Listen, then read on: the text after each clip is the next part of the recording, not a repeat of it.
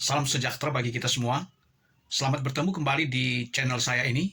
Semoga kita senantiasa dalam lindungan Tuhan dan selalu sehat jasmani dan rohani. Teman-teman, saya baru saja bertemu dengan beberapa pendeta di Manado dan di Minahasa untuk mengetahui sejauh mana tanggapan mereka terhadap Ustadz Yahya Waloni, bahkan juga terhadap seorang yang bernama Yosef Paul Sang yang lagi ramai di media sosial. Dari pertemuan saya dan beberapa pendeta ini, kami memang lebih fokus untuk berbicara tentang Yahya Waloni. Memang Yahya Waloni yang selama ini mengaku-ngaku sebagai pendeta asal Manado dan juga mengatakan pernah menjadi rektor di salah satu sekolah tinggi teologi. Dan dari pembicaraan-pembicaraan saya dengan beberapa pendeta ini, pertama, mereka semua menyatakan tidak peduli dengan Yahya Waloni dan tidak perlu memberikan tanggapan terhadap apa yang dilakukan oleh Yahya Waloni selama ini. Setidaknya memang ada beberapa hal yang selalu mengusik keberadaan umat Kristen di Indonesia, apa yang dilakukan oleh Yahya Waloni ini. Ia mengusik tentang kekristenan, mengusik tentang pendeta, dan juga banyak hal yang ia katakan dengan ujaran-ujaran yang bernada kebencian. Setidaknya ada 3 hal yang kami catat. Pertama, Yahya Waloni mengatakan orang Kristen itu kafir. Dia selalu mengkafirkan orang Kristen. Yang kedua, dia mengatakan bahwa para pendeta di Manado sebelum memimpin ibadah biasanya menenggak atau mengkonsumsi minuman keras atau cap tikus. Kemudian dia juga mengatakan bahwa Alkitab itu palsu. Itulah beberapa catatan yang dapat kami simpulkan, tapi masih banyak hal lagi yang dia katakan yang secara emosional kalau orang-orang menanggapi tentu akan sangat marah terhadap apa yang dilakukan oleh Yahya Waloni. Tetapi apa yang kami dapatkan dari para pendeta ini bahwa Yahya Waloni itu tidak ada apa-apanya. Jadi tidak perlu ditanggapi. Bahkan para pendeta ini mengatakan Yahya Waloni itu tidak level. Artinya dia mengaku sebagai pendeta tetapi tidak jelas kependetaannya. Karena dari penelusuran kami bahwa ia yang mengaku lulusan sekolah teologi, karena untuk menjadi pendeta itu harus lulusan sekolah teologi. Tetapi sekolahnya saja tidak jelas. Itu yang saya dapatkan. Jadi kalau dia mengatakan S1 misalnya di Manado, di sekolah tinggi mana? Karena di sini ada UKIT, ada juga sekolah tinggi yang pemerintah kelola, yaitu Institut Agama Kristen Negeri.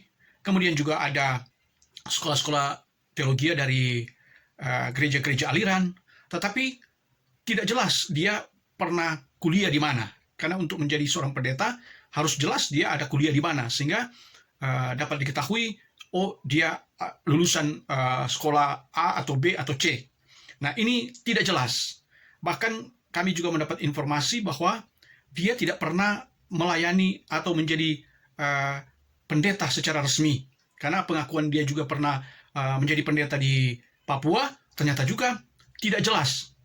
Apa yang kami juga dapatkan ketika dia pindah lagi ke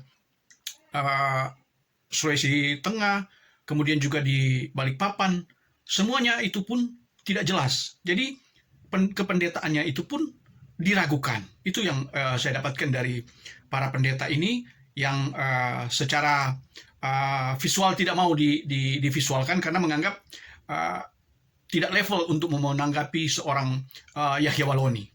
Begitu juga dengan apa yang dia katakan terhadap umat Kristen di Indonesia dan lebih khusus di Sulawesi Utara, di Manado Minahasa, bahwa orang Kristen itu kafir. Orang-orang Kristen juga di Sulawesi Utara tidak mau terpancing dengan pernyataan dari Yahya Waloni ini.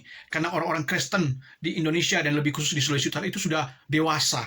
Yesus aja dicaci maki, Yesus saja dikatakan menghujat Allah, Yesus saja disalibkan. Nah, ada satu hal yang dapat kita lihat dari segi ceramah. Dalam ceramah-ceramah yang dilakukan oleh Ustadz Yahya Waloni, selalu bernada kebencian, selalu saja menjelek-jelekkan, selalu saja dengan penuh nada-nada yang negatif. Dan itu bolak-balik menjelekkan Kristen.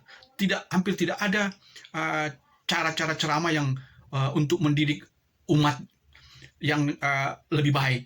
Sementara di kalangan Kristen, para pendeta selalu mengajarkan tentang kasih, tentang kebaikan, tentang kebenaran. Itulah perbedaan. Sehingga apapun yang dikatakan oleh seorang Yahya Waloni tentang kekristenan, itu sama sekali tidak dipedulikan. Karena dianggap untuk apa mau menanggapi sesuatu yang tidak akan mempengaruhi iman orang Kristen.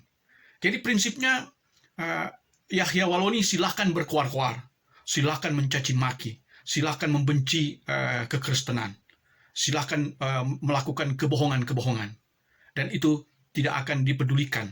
Orang Manado, orang Kristen cuek dengan apa yang dia lakukan. Karena kita ini orang-orang Kristen adalah orang-orang Kristen yang waras, yang dewasa dalam iman, dan tidak mudah terpancing.